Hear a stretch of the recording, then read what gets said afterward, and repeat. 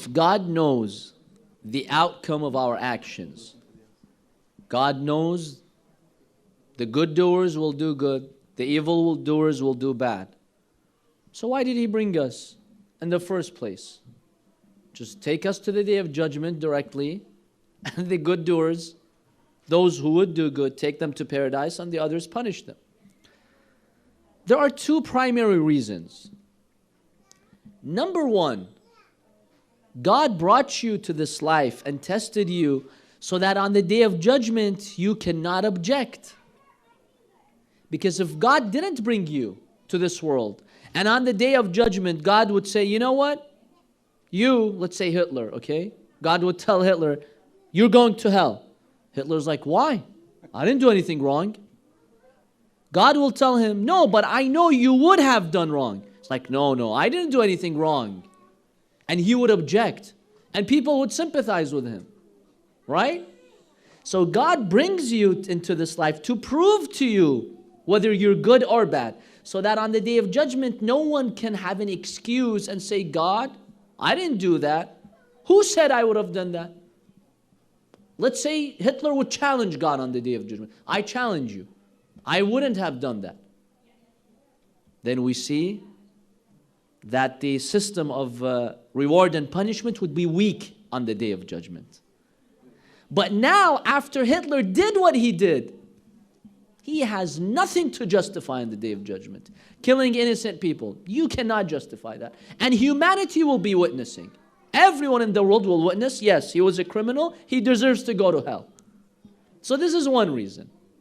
The second reason, we referred to it yesterday. We mentioned yesterday that in order for you to experience that heaven, you have to be qualified. Because only a soul which has been qualified and tested can actually experience that. Let me give you an example. Does anyone know how this nice gold that we see, this neat gold, how is it produced?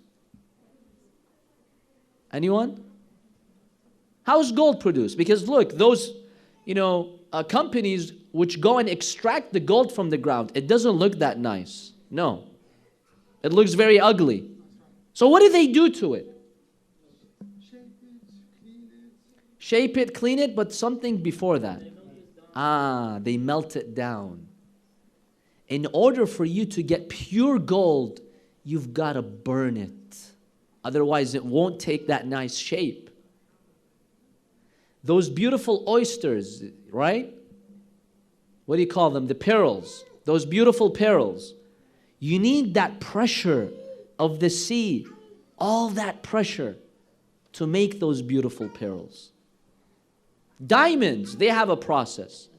So we see this as a process of what? Purification. How do you purify gold and separate it from other elements? You melt it. And this is exactly the word God uses in the Quran. He says, I've brought the human being into this world to melt him. The believers, they are melted.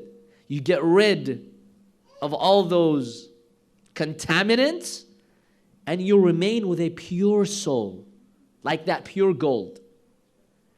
This pure soul is the soul which is qualified to go to that paradise. If you don't go that way with a pure soul, you will contaminate paradise. So this is another reason why God brings us into this life, to give us the chance to purify our souls.